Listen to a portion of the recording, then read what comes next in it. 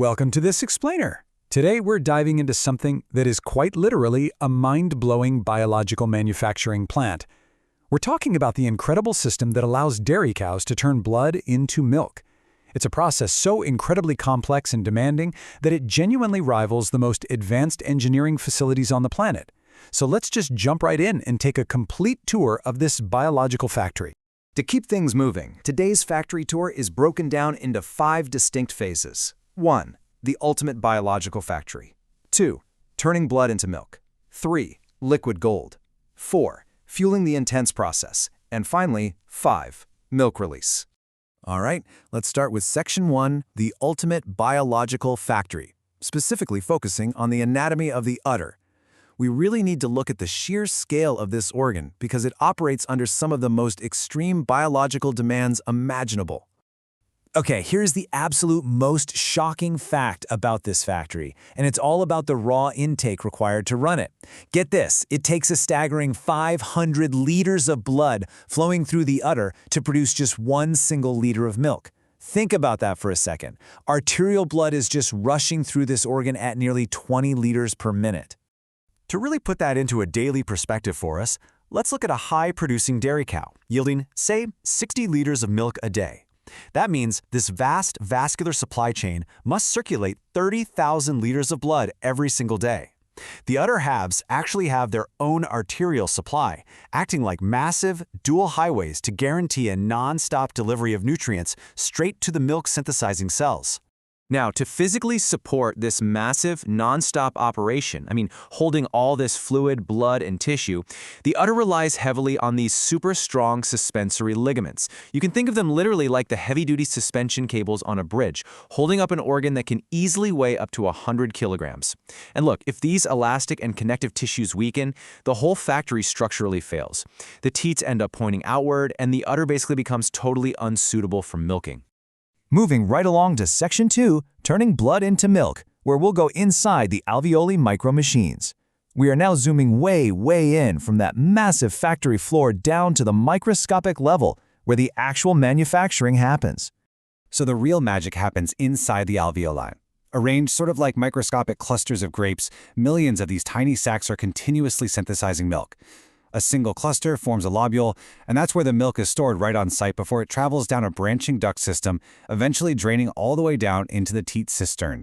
If we zoom in even closer and look at the walls of these sacs, a single cell acts as an entire processing unit. It literally pulls raw materials right out of the blood through its bottom layer, which is called the basolateral membrane. Then, the cell's Golgi apparatus acts exactly like a packaging center, processing all those raw nutrients and pushing them out the top, the apical membrane, right into the center of the alveolus as finished milk. And the cellular chemistry here? It works like a flawless microscopic assembly line. Amino acids absorbed from the blood are rebuilt into casein and whey proteins. Glucose enters the cell and reacts to form lactose, and that lactose actually acts like a powerful magnet, drawing water into the cell via osmosis to create the liquid base. Meanwhile, all these simple compounds from the blood are being rapidly stitched together to synthesize milk fat. Now, to fuel this absolute powerhouse, energy is heavily partitioned away from the cow's digestion and body reserves and sent straight to the udder. Volatile fatty acids from her stomach, glucose from her liver, and even her own mobilized body fat are all meticulously routed exactly to this spot, where mammary cells can capture and transform them. All right, Section 3, liquid gold, the first milk, focusing on the critical role of colostrum. You see, before any standard milk production kicks in, the factory's very first batch is a highly specialized, life-saving formula. Unlike standard milk, which is really built just for basic nutrition, your standard carbs and fats, colostrum is an entirely different product with a massive immune focus. It is densely packed with white blood cells and huge concentrations of protective antibodies, particularly IgG. On top of all that, it even acts as a mild laxative to help the newborn pass its very first stool. And let me be clear, this specialized formulation is literally a matter of life and death. Ruminant calves do not receive antibodies through the placenta while in the womb, so they are born with a completely naive immune system.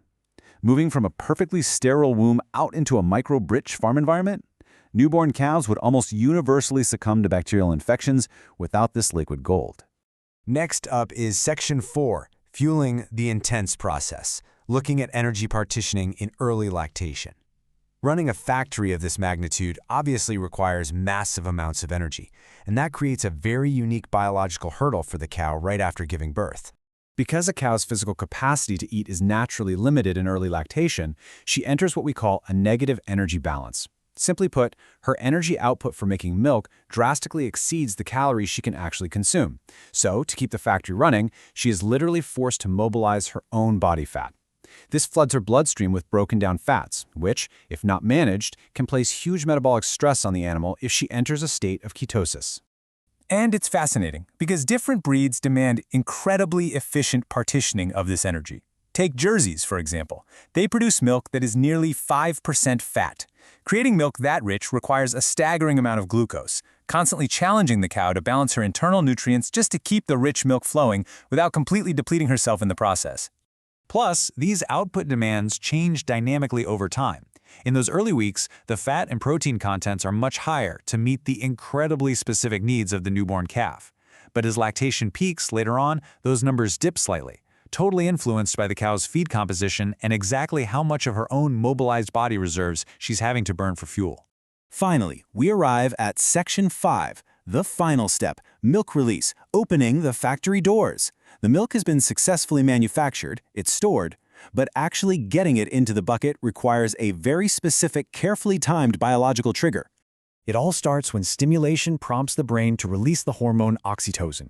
You can think of oxytocin as the factory manager. It travels rapidly via the blood directly down to the mammary gland, commanding the muscle cells around every single alveolus to physically contract. It's literally squeezing the milk out of those microscopic sacs and pushing it right into the ducts.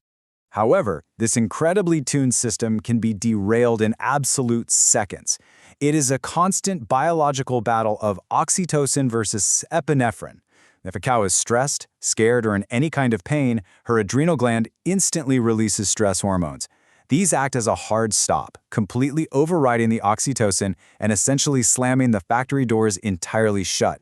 Stress disrupts this whole system on multiple levels at once. It directly reduces the cell's physical ability to contract, it decreases mammary blood flow so the oxytocin can't even reach the gland, and it even goes so far as to block the brain from releasing oxytocin in the first place. This is exactly why a calm, stress-free environment is not just nice to have, it is biologically essential for milking. So, given all these extreme biological demands, the highly orchestrated cellular chemistry, and those 30,000 liters of blood required daily just to keep the lights on, does looking at your morning glass of milk feel a little different now? The way a cow turns blood into milk is a true marvel of natural manufacturing. Thank you so much for joining me on this explainer, and I really hope it opened your eyes to the incredible biology quietly happening all around us.